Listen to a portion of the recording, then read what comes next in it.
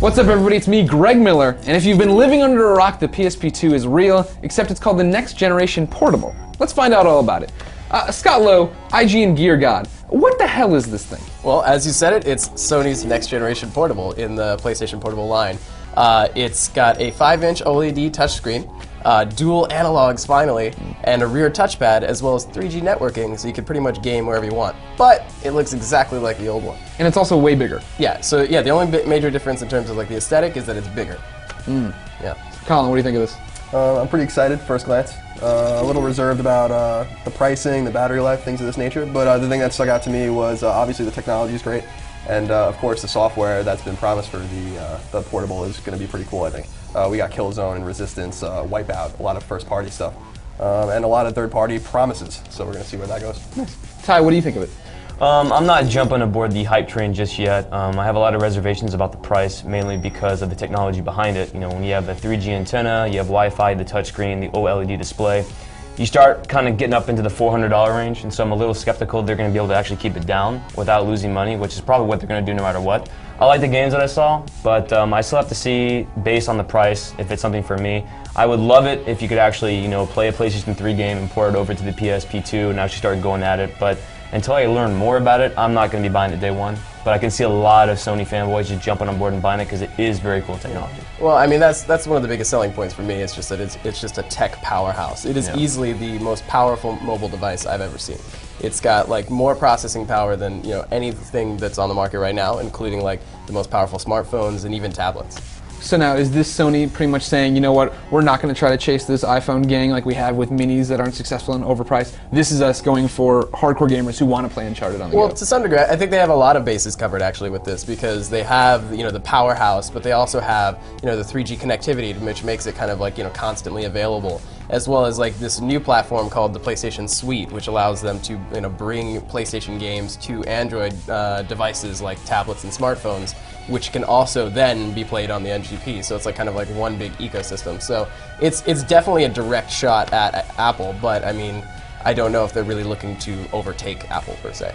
Is it possible, Colin? Could they overtake Apple with any of these things? No, absolutely not. But Apple. What about trophies? The power of trophies. The power of trophies alone can change the world, Greg. Yeah. But I agree. I think it seems like they've learned a lot of lessons from the past. PSP was a commercial success. It sold over 60 million units. That's really the best non-Nintendo handheld in the history of gaming. But the misconceptions with PSP were that it didn't have games. They covered that. And I think the biggest game I think for the platform right now is probably going to be that Call of Duty game. We don't know anything about it, but that's really going to rope in a lot of I think casual gamers and people that want to play over a 3G network. It sounds pretty riveting to be able to play a shooter with those twin sticks anywhere you want. That's obviously the best-selling franchise in gaming right now. So I think that's a big deal, and obviously all the first-party stuff is going to get the Sony fans in. But I also agree with Ty. If it's going to be $400, that might put it out of range for a lot of people. I think it's probably going to cost $400, but I think 300 would probably be the sweet spot. Yeah, I almost see like it seems impossible for Sony to realistically go anywhere above like 350 at the max, but the sweet spot is probably about $299. But there's also the concern for like how much the data plan is going to cost, because I mean, assuming they allow you to download games or access like online servers, that sort of thing through 3G, that's a lot of data coming through, and people are going to have to pay for it. My thing is I'm just concerned about how big it is. Like, I enjoyed the PSP Go being small, slide, put it in my pocket and go, whereas this guy's bigger than a PSP 3000, which I already thought was pushing the limits of my pants. But don't forget, like we discussed with Scott today on Podcast Beyond, is I think we're getting away from the minute electronics, the need for everything to be as small as possible with things like iPad and Galaxy.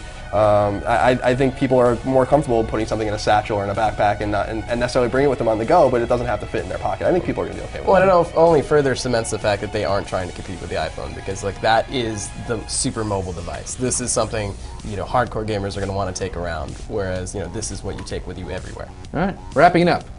One thing that you think they can do to succeed in the future, Colin, go. I think if they can get the price, like Scott said, as low as possible, even if they're going to eat it, I think that's going to be the most important thing. Scotty. Games, as always. But, obviously price is important too. Ty. And I think it's hitting that sweet spot, both the games, the price. They don't want to completely alienate the casual audience, and I think that's what they may have been guilty of in the past. So don't leave them out in the cold, but again, those games, Uncharted, awesome, Call of Duty, awesome. So get those games out there, but don't forget about the majority of the audience as well. Excellent. All right, so can Sony hit the sweet spot with this NGP? Keep watching IGN to find out.